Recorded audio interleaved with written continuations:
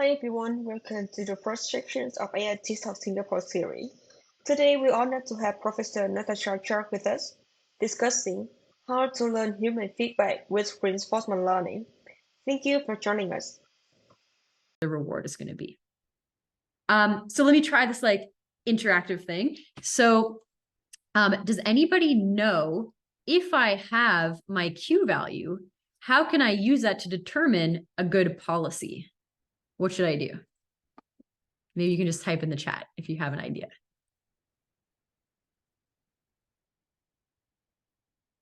I don't know if this is going to work well, but we'll try. Yes, pick the action with the largest Q and argmax. Thank you so much. Okay, so that's exactly right. So if I have this estimate of which actions, how much reward each action is going to lead to for a given state, then I can just say, hey, pick the action that I think is going to lead to the highest reward. And that gives me a policy. So that's exactly what we're going to do. All right, sounds like everyone's paying attention. So now that we have this little bit of a basis, let's go into how we can actually use RL to learn from human feedback. So because, of course, I'm giving this talk, we're going to start with my early work on how to do this. But eventually we're going to come through all of these different papers, and we're going to go through OpenAI's line of work and land on ChatGPT at the end of the talk. So let's go back to this idea of how do we actually use RL to learn from human feedback? So what we want to do is we want to pre-train our language model on a ton of data to get a reasonable first approximation of how to speak, how to output reasonable language. And then we're going to keep training with RL. So we're going to fine tune with human feedback. Why do we need to do it this way? I mean, it might be kind of obvious, but let's think about this for a second. We really don't want to try to learn language from scratch with RL, because the way RL works is it's basically trial and error learning. So you try to try all the actions from every state to see which one leads to higher payoff over the course of many possible interactions with the environment. So this would be kind of like saying, I want to find the 3-word sentence that humans like the most. Each word that I could choose, let's say there's a vocabulary of like 10,000 tokens I could choose from. So I've already gotten to this exploration complexity of 10 to the 12 possible 3-word sentences that I could try. So if I have to try each of these from scratch and see if which one a human likes, this is just completely infeasible, right? So I hope it's clear why we have to first initialize a reasonable policy that can speak language and then fine tune. Yeah, you can't afford to pay humans to give you a trillion ratings. So we're going to use this pre-trained language model. This is going to restrict the search space to valid, probable, let's say, English sentences. And then we're going to try to see which ones humans like the most. So now we can say we're going to search over, I love you as one of the possibilities, right? And this is like restricting the search space to now like the order of millions of things that humans might love. So, okay, and hopefully it's obvious why you need to do this pre-train and then fine-tune. But why is that actually hard to do pre-training and fine-tuning? So this is actually some work I was doing to fine-tune sequence models back in 2016. And there are a few issues with if you just do this naive fine-tuning where you first pre-train and then fine-tune with RL. So let's look at how this works in language land. So the first issue is basically catastrophic forgetting. So if you train your model to speak reasonable English, but then you fine-tune it on some reward, it's just going to try as hard as it can to optimize the reward. And there's no incentive to necessarily maintain anything it learned from the data distribution. It will easily overwrite that if it needs to optimize the reward. So the question is, does it need to overwrite what it's learned about English in order to optimize the reward? And the answer is, it probably will, because it's most likely that you have a very limited set of reward data. Or if you're using a hand-coded reward function, your reward function is likely to be imperfect. If we go back to this like removing bias example, either we collect a bunch of human ratings of what's biased, which is expensive, so we're going to have limited data, or we try to like code some reward function that describes what's biased, but it's likely to be imperfect because, as I said, if we knew what was biased, we would have a very strong AGI model because that's a complex question, right? So in this example, let's say we trained a dialogue model on a reward for asking questions, because we know in dialogue, asking questions is an important active listening skill. If we just train on that, the model, and this is an actual thing that happened when you do train on this reward, the model will just learn to ask infinite questions. What, who are, how, there. And the questions don't even have to be real English. They can be malformed because they're just exploiting this reward for asking questions. So you can't just naively fine tune. So what's a more reasonable thing that you might do? Well, in this work, what we propose to do is to say we're going to pre-train our model on data, and then we're going to keep a fixed copy of that model around. And we're going to call this basically a data prior. And this model is going to give us, given the data that we've trained on, the probability of taking every action in every state, or meaning what words are likely given some conversation context. So this is basically our model of what is language, what is plausible language. And then when we train with RL, we're going to constrain our RL updates. So instead of just greedily maximizing the reward, we have to stay reasonably close to this data prior. And to put this in math, basically what we're going to do is we're going to do KL control from this pre-trained data prior. So instead of just maximizing the reward, which is what this is saying, what we're going to do is we're going to minimize the divergence between the RL policy that we're training and the pre-trained prior that we trained on data. And this actually is very simple when you're doing Q learning. It just amounts to adding two simple terms. So you're going to take your Q function, you're going to subtract the probability under your RL policy.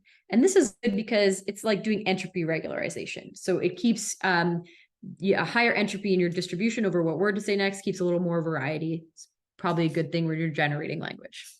The next thing you're going to do is dirt simple. You're just going to add the probability under your pre-trained prior, under that fixed copy of the model that you're keeping around. And we, in this initial paper, explored various KL control techniques for doing this. So at the time, there were these different KL control methods that did minimizing the divergence from a uniform distribution to keep your policy more entropy regularized or something like that. So we apply these techniques, but the key part here is each of these techniques involves mixing in this prior in some form.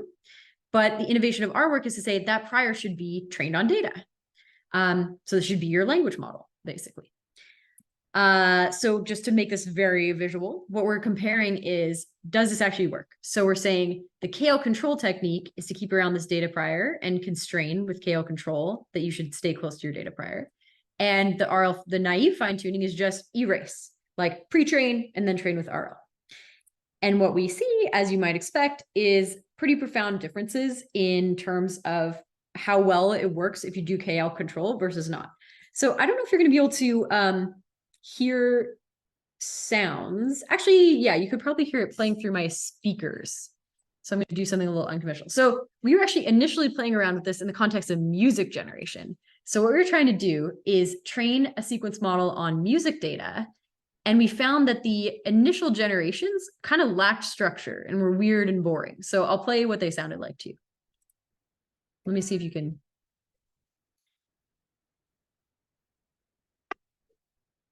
Could you hear that? No. Dang it. Okay.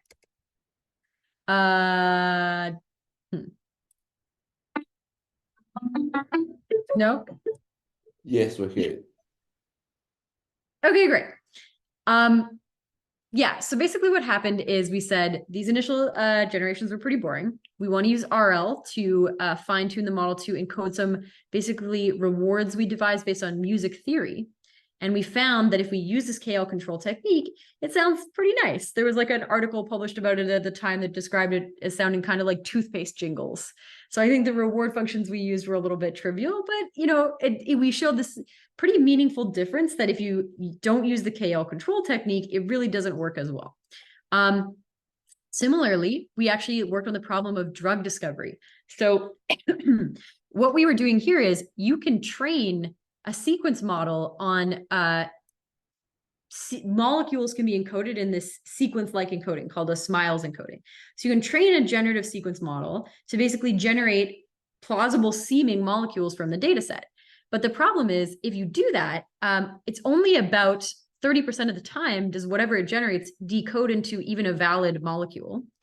And what you're trying to do is actually not just generate any molecules, you're training on a bunch of known drugs. And what you want to do is use AI to generate plausible new drugs that are real molecules that might have nice drug-like properties. So you can estimate something like the quantitative estimation of drug likeness, which would be this QED score, or the synthetic accessibility, which is how easy it is to manufacture, and you want to generate drugs that have those properties. But if you just do maximum likelihood estimation or generative modeling, there's no way to optimize for those properties with supervised learning. So what you can do is you can use RL to maximize those metrics. So you can maximize the synthetic accessibility score. And what we saw is that when we use the scale control technique, it works significantly better at being able to generate plausible drugs that have these nice properties. And at the time, this was actually adopted by benevolent AI to do drug discovery for a while. So we're thinking this like KL control technique to do fine tuning of sequence model is pretty effective. But let's get into actually using it in dialogue land for language models. So this is a paper that we worked on in 2019.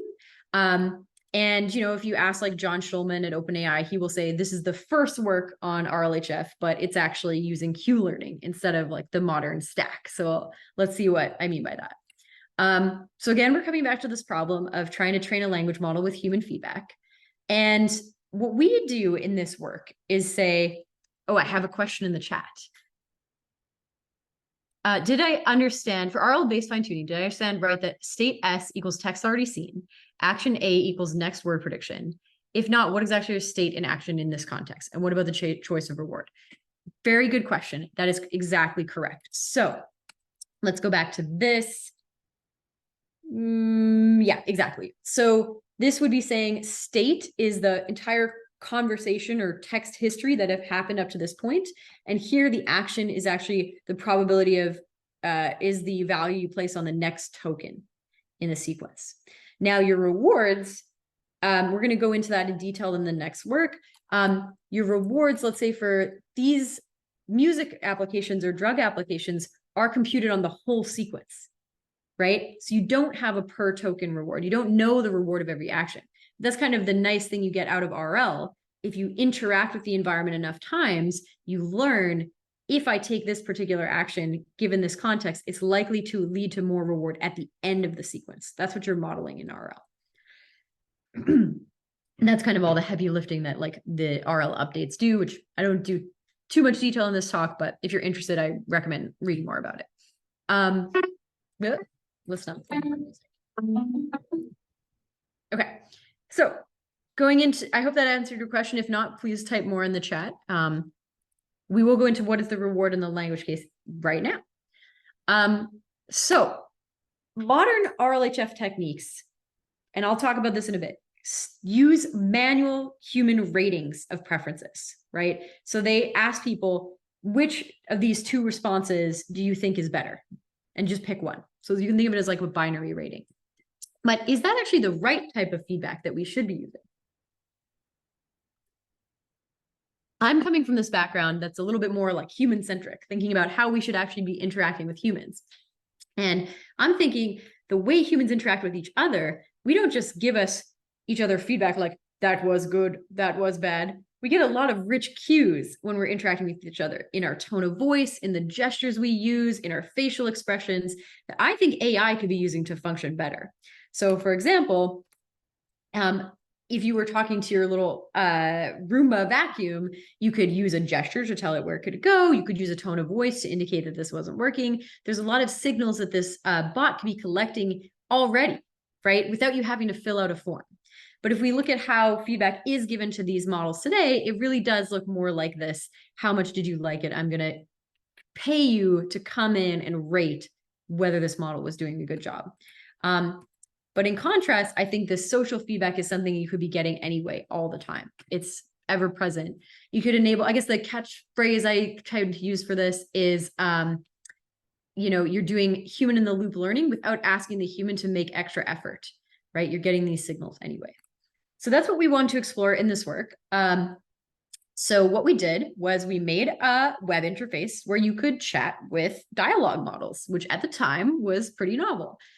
So we had a web server, we had these models running on a GPU, we could get any user online to come talk to them.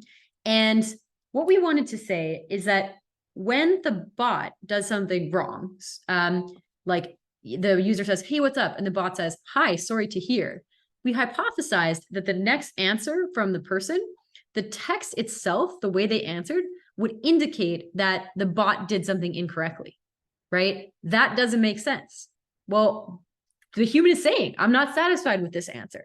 So are there any automatic metrics we could compute on the text itself that could serve as a reward function to train the dialogue model to be better? So in this work, one of the things we used was sentiment. So we had a state-of-the-art sentiment detector. So I think sentiment detection is pretty mature. So you can see like that didn't make sense is a negative sentiment, right? The person is not happy with the bot's answer. So perhaps that can be a negative reward to train the bot. Hey, this wasn't a good response. Similarly, if the conversation is going well, the sentiment from the user will probably be positive. And so we can use that as a signal that the bot is doing the right thing. And so that's what we did. We also included in the interface these manual upvote, downvote labels. So this would allow us to collect this type of binary feedback where the user could say, this was a good response, this wasn't a good response. But what we hypothesize is the user basically isn't going to bother to do that, right? Like if you're having a chat interaction, it's very annoying for you to deviate from the chat to go press the up, down button. So even though this is the ground truth of what you think, and it's less noisy than the sentiment, we figured people would just do this less often so it doesn't scale as well. So I guess this is exactly what I said. This is a hypothesis. And so what we did to start this work out is we first had to figure out like what metrics would actually work as implicit metrics of what the human was thinking. So we looked at the literature on dialogue models in the AI community, but also at human-human literature on human-human conversations, and particularly what is empathy? Like how do you convey empathy? Because we figured our chatbot should be empathetic and be responding to the human's emotions.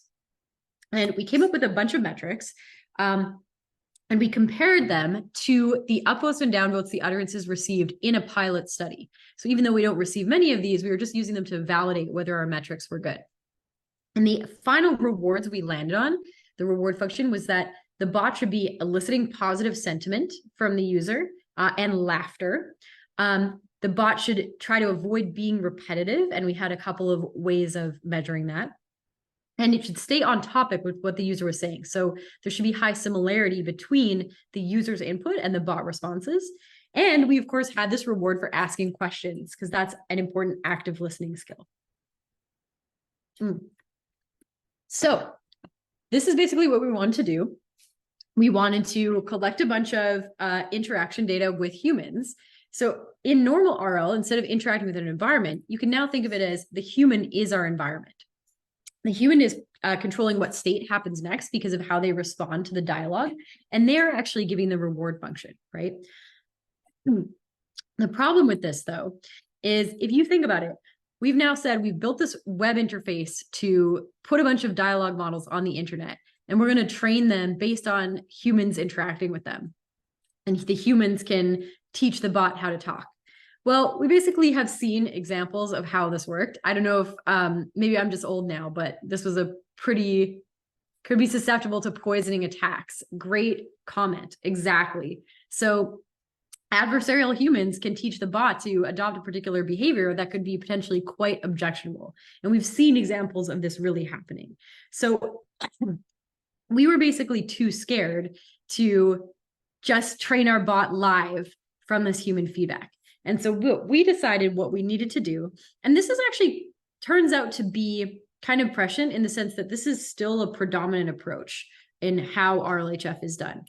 We decided we needed to basically be able to collect some data, train on it, carefully test our models, and then deploy our models back online. So we'd want to do offline learning. And what we tried to do is offline RL, meaning we're going to do our RL directly. I do see the question. I'm just going to finish this. We're going to do RL directly on a data set, a static data set. And that's actually a challenging RL problem because it breaks this normal interaction loop that you have. But so I'll let you think about that for a second. I'm coming to the question in the chat. If sentiment analysis was brought to enrich the feedback to the model, how does sentiment analysis output differ from binary rewards? Great question. I think that will become more clear when we talk about how binary rewards are actually used in modern RLHF like ChatGPT. But the sentiment analysis is a continuous metric you get for every single utterance. So it's pretty dense. Whereas the binary upvote, downvote might not occur for many utterances. So you might have like a long conversation before getting a single upvote. I hope that answers the question. Thanks for the question, by the way. Back to this offline RL stuff. So offline RL is hard. Normal RL algorithms are designed to be able to explore online in the environment. And so I'm going to talk about that more in a second. But basically, we're looking at the setting where you can't explore. You just have a fixed data set and you're trying to learn from that. Okay, so the reason offline RL is hard is, I'll say two things. So first, many RL algorithms are designed to depend on being able to explore. So for Q learning in particular, it's kind of optimistic in the face of uncertainty. So you guys already answered that the way I get a policy out of my Q value is to take the max, right? So if I have very noisy Q estimates, because I just don't have a lot of data for a particular region, then Q learning will take a max over those noisy estimates, which basically will be likely to select an action where I have less data, right? If it's noisier, you're more likely when you take the max to select it. This is great normally because then you explore that action where you didn't have a lot of data and you get a better estimate. So you kind of implicitly oversample things you're uncertain about, which is great. Not great in offline RL, because in offline RL, if you do that, you make this overestimate of an action where you have very little support, and that's going to propagate backwards into your estimate for all the previous states, because you're always estimating what's going to happen in the future in RL. So you can get this catastrophic overestimation error. So I'll try to illustrate that with this picture. So let's say I'm trying to do offline RL to have this little robot learn how to navigate to this beautiful flag. And I only have data about a subset of the possible states the robot can experience. So basically the probability of a state being in my batch of data is shown in yellow. So I don't have any data out here. So if I try to learn using offline RL on this data, and at any point my model is randomly initialized or through learning has an estimate where it thinks that going off of the batch of data is a good thing to do, then it basically can never correct that. And that bad estimate will propagate into the estimate for all the other states. So a reasonable thing you might try to do is you could say, I could just do supervised learning on the data. But the problem is, if the data is suboptimal, you're going to learn a suboptimal policy. So what we do is we apply the same KL constraint. We say, hey, actually staying close to the data distribution is a good way to solve this offline RL problem in general. That actually lets you use RL to search within things that have support of the data to find the optimal policy, but not go outside of the support of the data. So basically, we take the same technique that we talked about before, where you're doing KL control and you're constraining to this pre-trained prior. Oh, sorry. But now we think of you train a prior given your batch data or your offline RL data. And we do a couple other tricks to get this working. You can check out the paper if you're interested. We actually validate that the same KL control technique is an effective offline RL technique in general. So it works for standard RL problems. But more importantly, it's going to work for this, RLHF problem, learning from the static data, now using a language model. So coming back to the same idea, basically, constraining your RL updates with KL control from the data prior. So let's see how this works. If you don't do that, and you just take your pre-trained language model and you fine tune with RL on the rewards that we came up with, what you see is the model says things like, where did you get? What you want to talk to you about you? Where did you say to me? So you can see it's basically trivially exploiting the reward function we gave it for asking questions, but it's starting to diverge away from what is plausible natural language. It's starting to say unrealistic sentences in order to optimize this reward. But if we impose this KL control constraint, then we see that the model says things like, hey, I hope you have a great day and I wish you the best. So the model maintains this realism, it maintains realistic language, but in optimizing the rewards we gave it, it gets really cheerful, polite, and supportive, I guess, in order to elicit positive sentiment. So I always like to joke that we inadvertently came up with a reward for training models to be more Canadian. But yeah, so we see this KO control technique is working more effectively in terms of when we actually deployed these models back online to talk to a novel set of humans, we see that the KL control models do elicit significantly higher reward from humans. And we had humans rate them, and we see that, in terms of the quality ratings, the fluency, the amount of reward elicited from humans, these KL control models do significantly outperform these baselines. We also looked into how, if you optimize for each of these reward functions how strong, okay, we had a question in the chat, how strong the constraint needs to be. That is a hyperparameter you have to tune. So you'll have your maximize reward minus some beta on the KL term. There's a whole art nowadays to annealing that KL term or the weight on the KL term, or it is a hyperparameter you have to search. It's going to be dependent on your application. So yeah, I hope that answers the question. All right, we looked at how optimizing each of these rewards in isolation compares. So basically, if I optimize just to elicit laughter from the human, does that perform better than just staying on topic according to the similarity metric? And we found that optimizing for eliciting positive sentiment in the user, or even just exuding positive sentiment in the bot, leads to the highest ratings of quality or the highest humans reward. So this was very convenient because I was doing my PhD in the affective computing group at MIT, which is all about the importance of emotion. So we've validated that emotion is important in conversation. My advisor was very happy. But perhaps more interesting, at least to me, is we also validated this hypothesis that optimizing for those manual upvotes and downvotes that we received did not work as well as optimizing for a lot of these implicit metrics. So basically validating this hypothesis that this implicit feedback can be better than the explicit feedback, especially just because you're getting it all the time on every utterance. We got a question in the chat. RL can be a potentially effective way to patch up hallucination problems in Gen AI models, but the human rewards, like or dislike, can be biased as well. So we need to select the feedback very carefully. That is a great point. Thank you for that question. That is very true. Who gets to decide what utterances are appropriate or not, right? Which humans should be aligned to? So I will actually have a couple slides talking about that later in the talk.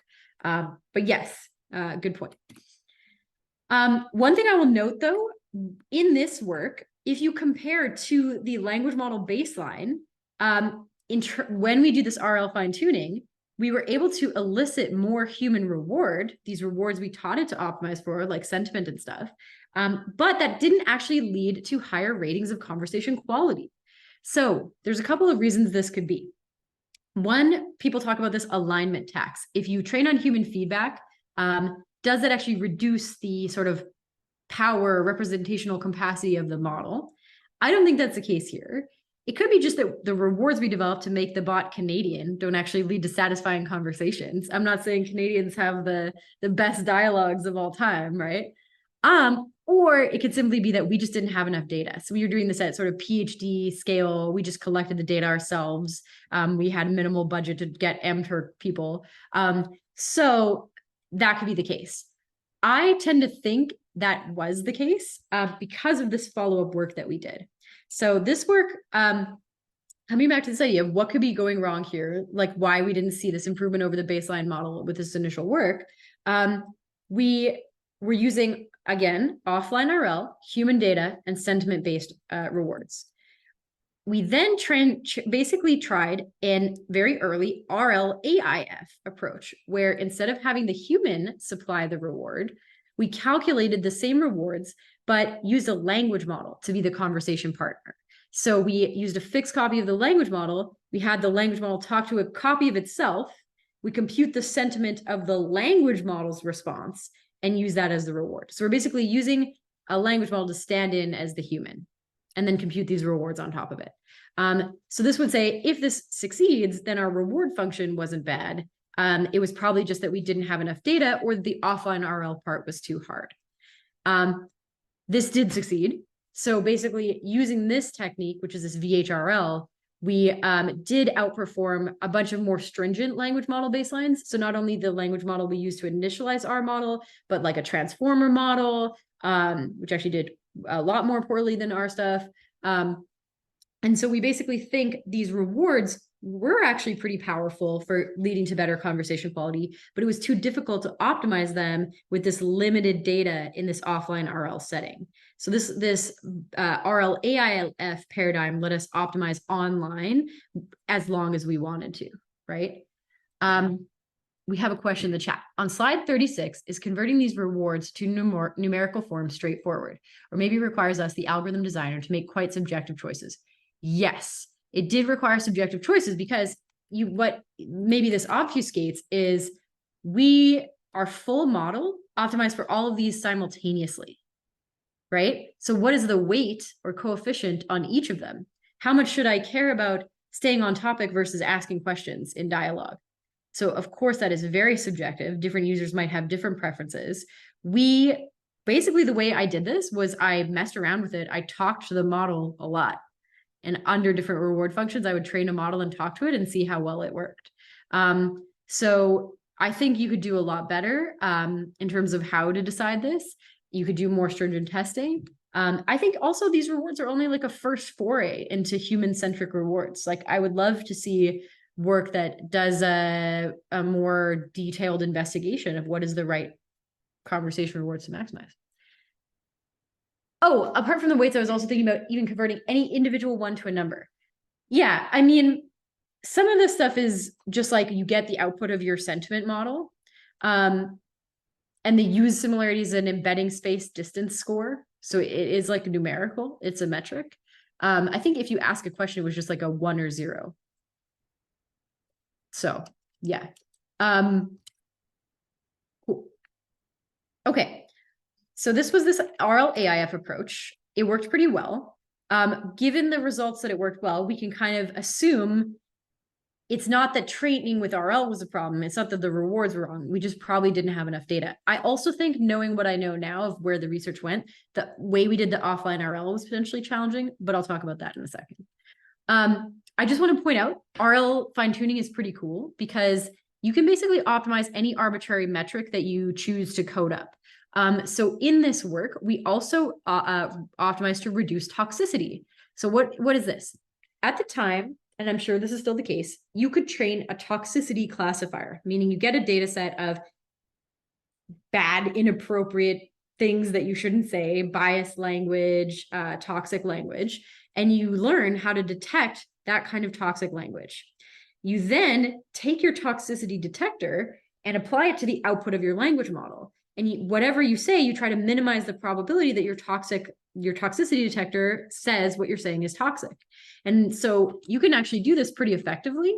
And we can show we not only, so this graph is showing we minimize the probability of the classifier saying that we're toxic, but then we actually verify using certain metrics like how much the model is swearing. And we see that when training with RL, reinforce or VHRL, the number of responses that contain swears goes down significantly, which is not surprising, but I just think it's nice to point out because given a metric, you can use RL to optimize it. So if you have a metric of what is inappropriate, if you can write that down, code it up, build a classifier, you can address it with RL. Okay. I'm going to take a little bit of a, I actually don't have that much time, so I might actually skip this stuff. This was sort of an offshoot, which also used offline RL to learn how to do negotiation. Negotiation is kind of an interesting task for RL folks because they're like, it's a language task that you can quantify the score at the end, like what a price I got for my item. So I just want to point out this LMRL Jim talks about like what are reinforcement learning benchmarks we can do for language models, and negotiation is a common one. So they did offline RL for negotiation. That's cool. Offline RL, this is actually a point that's worth making, is much easier to do from an infrastructure perspective. If you have a bunch of NLP folks that are used to doing supervised learning, then they're like, I have a data set, I want to fit it with some loss, right? That works with the existing infrastructure. To actually do RL, like RL AIF, where the RL agent gets to explore online and try different actions, and then you score them, you need a much more complicated pipeline because you have to, for the RL stuff I'm describing now, hold in memory your language model, your fixed copy of your language model that serves as your data prior that you're doing the KL control from, and potentially a reward model at least. And often the way you actually do it is you have not only the copy of the language model you're training, but another copy doing inference. So it can be very expensive in terms of like GPU memory, which is a big bottleneck. So it sounds kind of, oh, that's just like some people might think, oh, that's just an implementation detail. But these realities of how difficult it is to train an RL pipeline, like to build an RL pipeline for large language models, actually shape what research gets done pretty significantly in an interesting way. Okay, but I'll skip that for now. Let's come into this whole line of work from OpenAI, right? So I've just been talking about this stuff that I was doing, but around the same time, OpenAI was working on this problem of like, hey, how do we do deep RL from human preferences? So now we're saying we're not doing language models yet. We're just saying, how do we train an RL model with human feedback? And they were coming back to this idea of what feedback we should use. They really landed on this type of binary preference feedback. So I'll get into this idea. So we know RL models are really sample hungry, but human feedback is extremely expensive. So if the only data points I can learn from were directly provided by a human, that's hard. And that might have actually been a key problem with the work that I mentioned, because we're doing this offline RL approach. So every sample we have has to be labeled by a human. What if instead you had collect a limited human data set and you actually train a reward model to predict what reward the human would give, and then you can use your RL model to query that reward model as much as you want. So that's actually the key idea in this paper. So you use human feedback to train a reward model. Okay, I'll just answer the question. I have a quick question about the difference between RL and active learning, since both involve the human feedback. Is the main difference that RL has a policy and reward to evaluate the human feedback? This sort of like comparing apples to oranges. So active learning is saying, how do I compute what piece of data would be most effective for the human to label next, often to like most reduce my uncertainty. The labels that the human provide can be like classification labels that you can learn with supervised learning. In RL, what you're trying to do is say, given a sequence of actions I can take, how do I arrange that sequence to maximize how much the human likes it?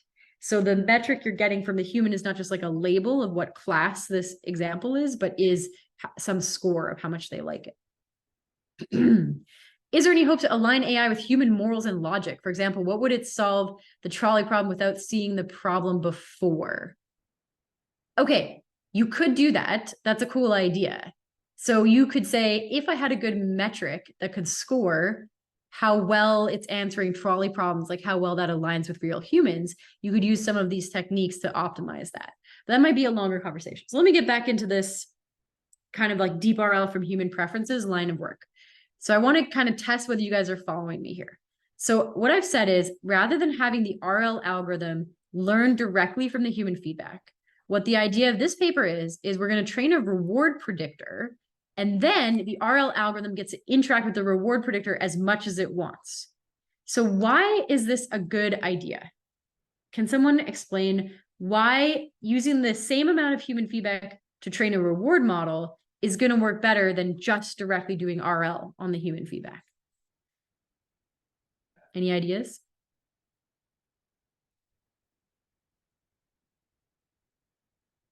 It makes it kind of online. Yeah. So you're not doing offline RL. You can do online RL, right?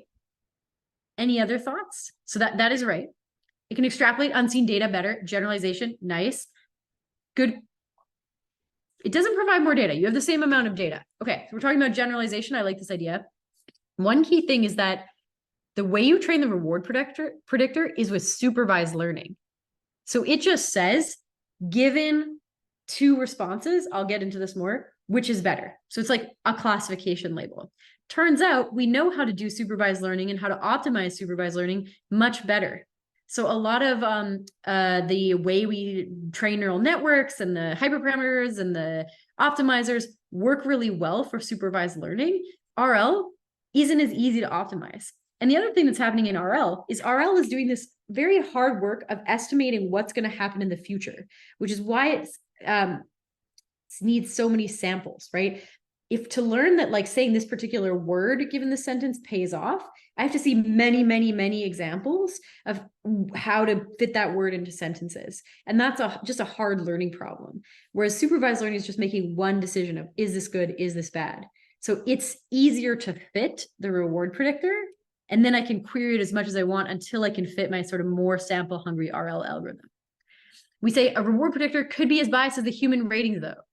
We are substituting a human with a bot. Correct. If your human feedback is garbage, your reward predictor will be garbage. So you have to get good human feedback, which is something I will talk about. So talked about SL versus RL. One way to get better human feedback, which is proposed in this paper, is to think about this insight that humans are actually really bad at giving absolute ratings. So if I ask you to say on a scale of 1 to 10, how good is this thing? You will not be as good at doing that in a reliable and consistent way as just saying, is this thing better than this other thing? So making side-by-side comparisons. So that's what they do in this work. They say the human feedback should be comparing just which of two trajectory segments from a robot. In this case, this is in simulation. So basically just an RL agent in like a game, which trajectory looks better.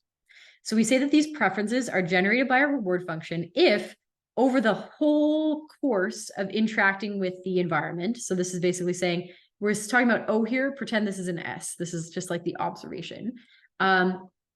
The whole course of interacting is better than this whole other trajectory if this total reward experienced for that trajectory is better than the total reward for the other trajectory. And what this leads to is this now very popular reward modeling approach, which basically says the probability that the human prefers a segment, one, over another segment is going to depend exponentially on the value of the human's reward summed over the length of the segment. So basically, you can still make mistakes. This is a soft optimal model, but you're much more likely to say this sequence is preferred the more the reward is higher than the other reward. And the way you can learn this is basically just cross entropy. So it boils down to now you're just doing supervised learning again, which is easy. And so this is actually basically maximum entropy IRL, if you're interested to look that up. And we say these labels here are basically 1 and 0 if the human preferred this one, or the human can actually say the segments are equal. Okay, so this is all coming from this very early 2017 paper. There's some other tricks in this paper. They also assume there's a 10% chance that the human responds uniformly at random. This is kind of weird because this maximum entropy IRL model already assumes that the human can make mistakes. But the reason is the maximum entropy IRL model says the human is less likely to make a mistake if there's a much higher reward. But actually, humans can just misclick. Like they have this constant probability of just like clicking the wrong answer. So they add this to the model in this work. I'm going to breeze through this because we're getting low on time. But essentially, what they did in these initial experiments was they found that they tried to train this reward model with human data, but it actually was very hard to get enough human data to learn a reward model that actually outperforms just the regular reward in MuJoCo. So only for like a sum of the environments like Ant did the human preference data outperform the just environment reward.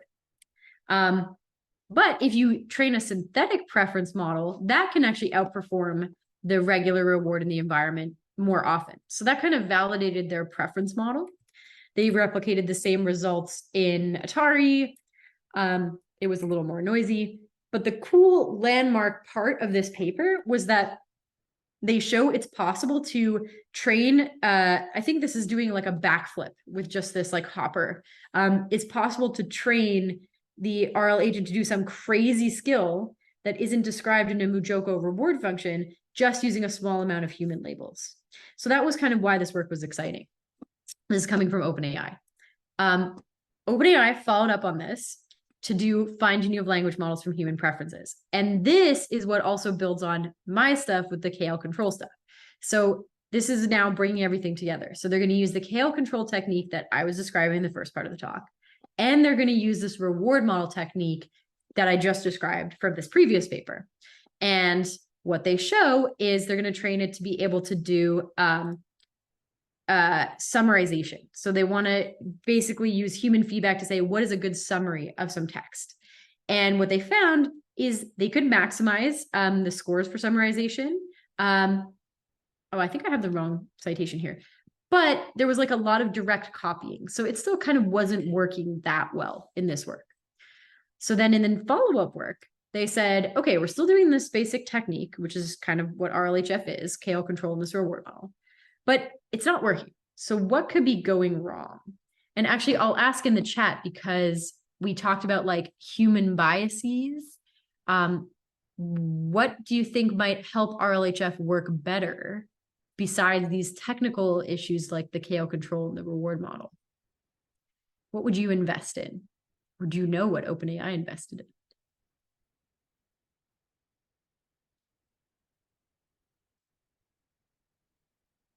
Any thoughts? Uncertainty? It's not actually an algorithmic thing. So we're trying to train on human feedback. Not quite. Human evaluators and scale. Those are both right. Yes.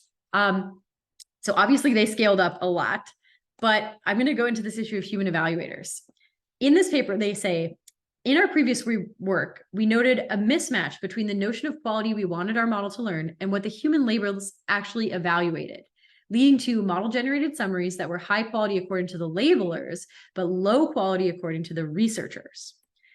So this paper really invested in how they collect their human feedback and in making the human feedback better. And in particular, they do a technique where they alternate between collecting a bunch of human data and retraining it, and then actually retraining the humans and kind of iterating. But what they're doing, what I call a high touch approach. So they're carefully screening the labelers that are providing the data. They onboard them. They train them basically to have very high inter-rater reliability with the OpenAI researchers themselves. So they're really pushing the labelers to give the answers the researchers think are appropriate and training them to do that. So then we get this like more consistent human feedback. Better researcher labeler agreement of 77%. This now starts to look more like modern RLHF. So what you're seeing in this plot is the human summaries, the RLHF summaries are preferred over human summaries. That's this reference summaries. This is the RLHF summaries in yellow. And they're preferred over the supervised learning fine tuning. So this is saying, I'm going to take a GPT model and just train it now on summarization with supervised fine tuning. And this is like the GPT model, the pre-train only. And what's very compelling, and I think what got OpenAI quite excited, is with a model that's 1/10 the size, you're going to be preferred over the summaries from this 10x the size model that uses the supervised fine tuning. So RLHF can make a small model much more effective. So this looks pretty powerful. Some interesting things came out of this. We know that you can't train on the reward model too long. So I mentioned this issue of like the reward model being imperfect and being able to be exploited. This is true. The reward models are kind of bad. They're actually, I think, only like 70% accurate in predicting human preferences or something like that. So if you train on it too long, you can maximize the reward according to the reward model, but it actually collapses your reward according to real humans. So the reward model is imperfect. You have to do this early stopping. Oh yeah, this is, I didn't have to remember. Okay, so yeah, the accuracy of the reward model is between 70 and 75. That was right on the page, sorry. Okay, so this is your full RLHF pipeline that is in Instruct GPT. Collect some human feedback, train your reward model on this preference stuff using the simple loss, and then you train your policy against the reward model with PPO. Also, PPO is a much better algorithm than Q-learning, which is another big difference why this works better. So that's InstructGPT. I'm going to just maybe breeze through this. Versus the previous paper, it's pretty similar. They just also use human rewritten responses for supervised fine-tuning, and they collect, each human has to rate a series of responses from best to worst. So they get more dense ratings from every human piece of feedback. And they mix supervised and PPO updates. Okay. Yeah. And this was out now doing RLHF for open-ended dialogue. So they trained the model to increase alignment by training it, having the humans label the responses for being helpful, following the instruction well, honest, being truthful, and harmless to avoid bias and toxicity and stuff like this. What happens if these values come in conflict? They just said be helpful over harmless, which is kind of a scary point. Like these OpenAI researchers are just deciding, hey, if you ask GPT how to build a bomb, well, it's supposed to maximize helpfulness over harmfulness. So you want to know how to build a bomb, maybe it should help you, right? I don't think that's actually what their most latest models do, but this is what this paper says they're going to do. Again, we see the RLHF models, which are these red and orange curves, does much better than much larger models with a little bit of RL fine-tuning. So that's kind of nice. Investing in fine-tuning is more cost-effective than training ever larger models. That's a conclusion of InstructGPT. It hallucinates less, it's less toxic. So the idea is it's more aligned, right? So the hallucinations have gone down, it's attempting the correct instruction, it's following constraints. Yay. We got a question. I recall that John Schulman said in a talk at Berkeley that RLHF can be more susceptible to hallucination compared to supervised fine-tuning. Not sure why he had such a comment. I think it's not well characterized what RLHF does. I have some suspicion that it can collapse the entropy of your distribution. I don't know why it would cause hallucinations. If your human feedback preferred a hallucination, then it would, right? The only way that you're actually reducing hallucinations is to have the human feedback train the model that hallucinations are bad. But if your human feedback said, please lie to me and tell me I'm the most beautiful person on the planet or something like that, then that's what your model would learn, right? So yeah, great question. Thanks for your insight.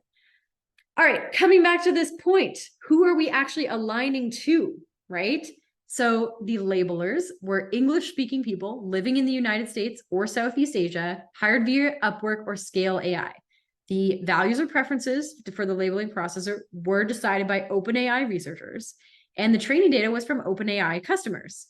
So they're actually not necessarily interested in maximizing human well-being. Those customers could potentially want to maximize user attention or something like this, right?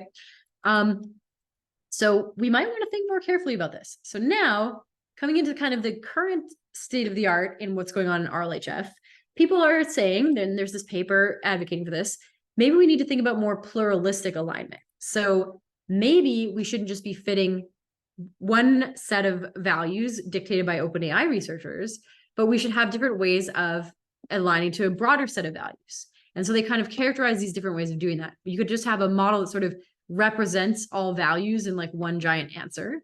You could have a model that's steerable. It tries to figure out what kind of user it's talking to and give the answer the user wants to hear. Or you could have maybe a distributional model, which explicitly models the distribution of user preferences, like when they diverge and why. And this would be able to, potentially model these truly diverse preferences. And this paper actually shows like existing RLHF techniques, like the sort of vanilla approach that I just described, could actually reduce this type of distributional pluralism. And there is actually a follow-up work showing the same thing. So let me get into that. So I'm just going to, I know we're a little bit over time. I've got like a couple more slides on the latest stuff. And then I'm happy to take more questions. All right, so distributional preference learning. I really like this paper. They talk about how vanilla RLHF overrules minority preferences. So they have this great example in the paper of why this is a problem. They say, what if you were using RLHF to train your text model that helps people applying to your university, and it recommends resources for those people? Now, what if your university is serving mostly high socioeconomic rich kids? then what the RLHF model will actually learn to do is just take the majority preference and do that. So the rich kids don't want to hear information about financial aid. That's just boring to them. It's a small negative utility for them to see that. So they would say, I don't prefer to see that. This could be a catastrophically bad outcome for the students, the fewer students that are applying to that university that need the financial aid, right? So their preferences are just getting overruled, even though they have a strong preference to see that, and the majority has a weak preference to not see it. So there's this issue that in this paper, they go into it in detail. RLHF is not modeling utilities. It really can't, right? It's just voting the human preference data. And so if there's a small minority group that gets outvoted, we have no idea that their degree of preference for one option or the other was very strong, because you just get this binary rating. One is better than the other, right? And so this is a problem. This paper doesn't go all the way to solving it, but they do propose ways to model distribution of preferences. So they can just detect at least when there are users with different preferences, and then mitigate that somehow. And that's kind of left for future work. So this is an interesting thing to think about. I can't give a talk about RLHF without talking about direct preference optimization. You may have heard of it. It was a best paper nomination at this year's NeurIPS. It was very high impact. What they said is, what if we don't need to train a reward model at all? And they do some very elegant theory to show that you can make a loss that is basically a supervised loss that integrates this KL control constraint from the data prior with the preference data. Because if you think about the way you actually learn your reward model, it's a supervised model that predicts which response is preferred to the other response. And if you just say, weight that by this KL term, then and initialize it with your pre-trained language model, then it actually just is the language model you're trying to train. So this is like very appealing. I think one of the reasons DPO, personally, I think one of the reasons DPO is so appealing, especially to folks with fewer compute resources, is you can now use your favorite supervised learning pipeline and infrastructure to learn.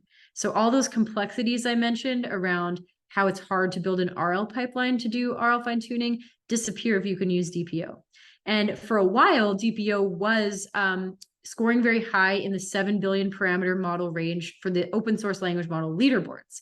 But as far as I know, that's no longer the case, because this recent work from Bonghua Zhu basically shows you can get RLHF working in open source with this like new RLHF algorithm. So I want to highlight this as well.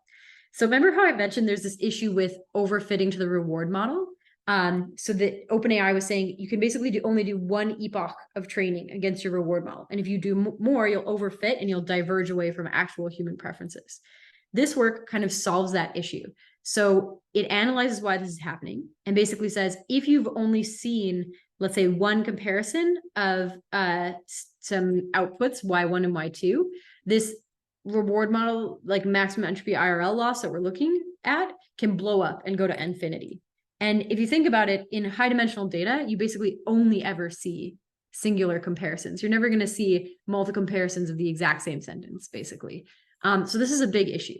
And they solved this by basically saying, we're going to relabel the RLHF data using the learned reward model after one episode of training. So instead, if I see a comparison between Y1 and Y2, instead of saying, I prefer Y1 100% of the time and Y2 0% of the time, I'm going to take my reward model, look at the probability that it assigns, and use that as like the new data probability. So I'm going to say I prefer Y1 like 55% of the time to 45.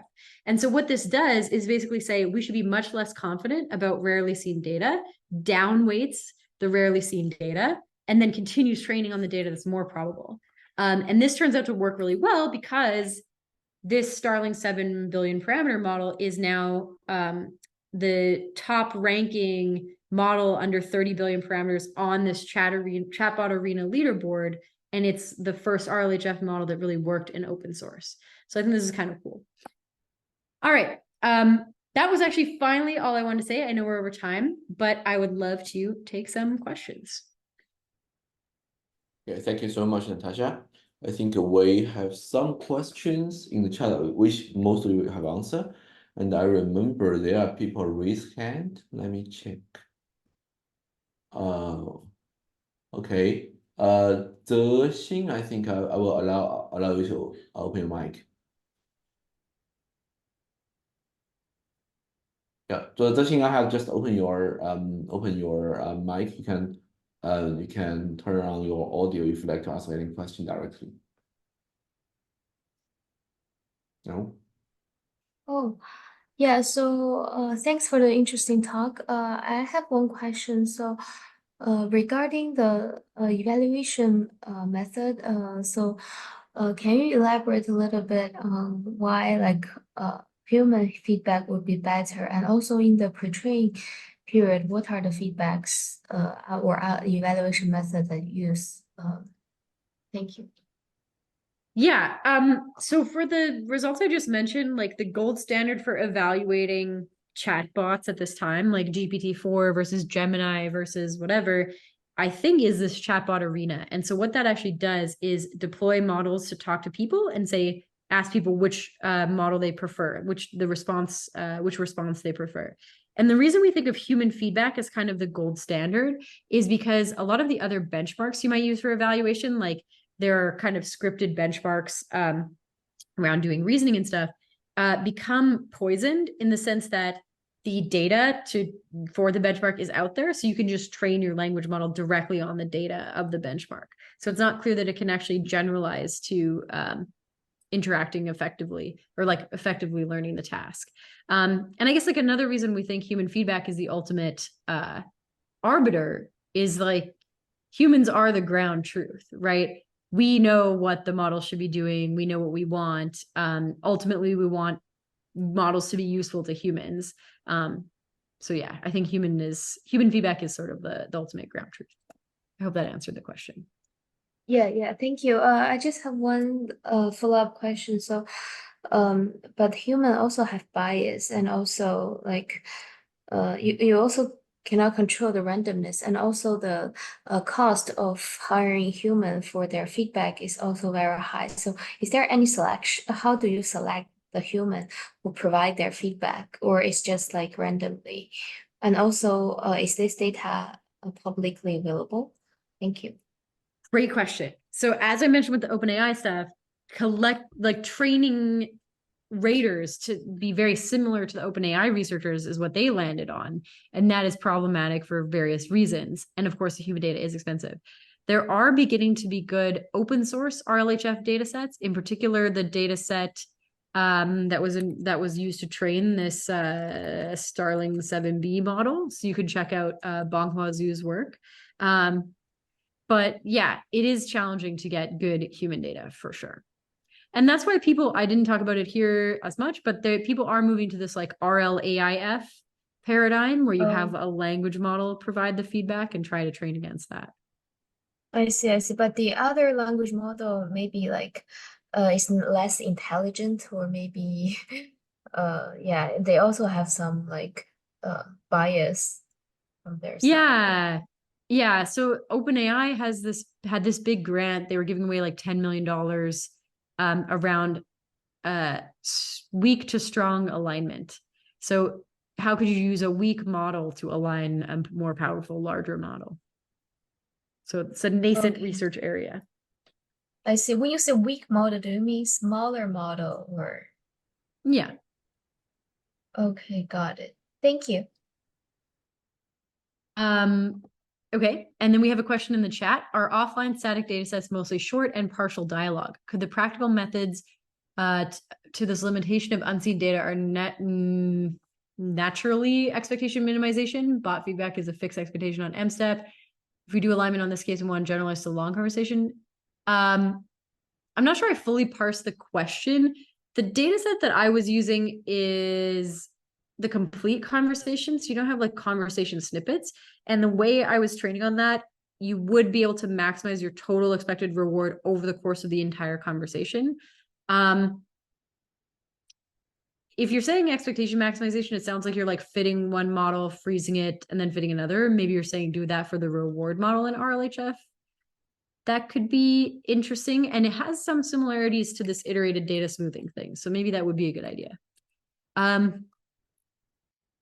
DPO may lead a trend that the classical RL approaches learning the reward function may not be necessary in alignment. I need a comment on this point. Yeah, so that's what I was trying to talk about. DPO was very impactful. A lot of people tried it. It was briefly leading open source leaderboards. I think this latest thing surpasses it, but I could be wrong. I wonder if with DPO, you have this issue of you're basically doing offline RL again. So you have your static data set, a limited amount of human feedback, and you just fit that. And that actually could be harder. There might be reasons why training a reward model and then kind of distilling it into your RL policy for optimization reasons is more effective, especially because right now, the way RLHF is done is it's kind of treated like a bandit. So you really are just learning whether a particular utterance to a particular conversation context is preferred or not, but you don't care about the whole course of the conversation. You're not getting a score over the whole conversation. You're just getting it on one turn of the conversation. So you're not doing this like long-term RL optimization. As you do that, it becomes a much harder learning problem to learn like how well what I say now affect the conversation in the future. And that might be challenging to do in this like offline RL setting. Is there a positive thing people could do in the interface instead of poisoning? Oh, you mean like if the models were just like online for people to talk to and they could train it however they want? Yeah, I mean, people could do whatever they want to try to train the model. So you could maybe train it to be nice. I guess it's just like, how do you control for the risk of adversarial humans? Oh, I think we want to maybe let the people who have their hand up talk.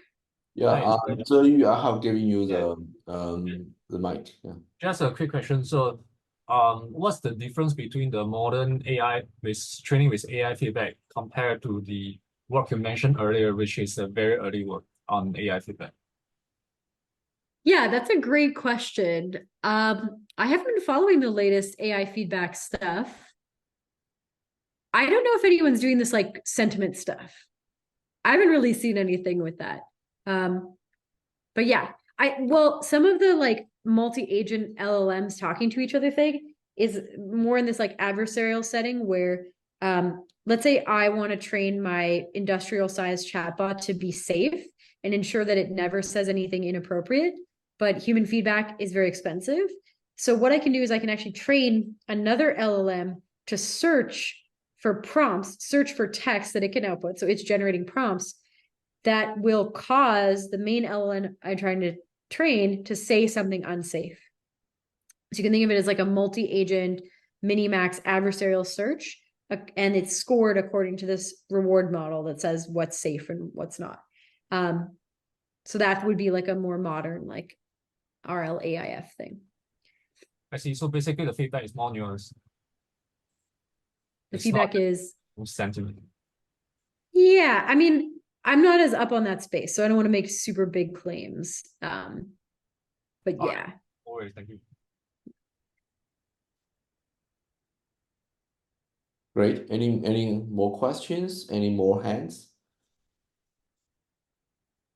If not, maybe I may ask one last question. Natasha, what do you think currently is the biggest challenge in reinforcement learning with human feedback?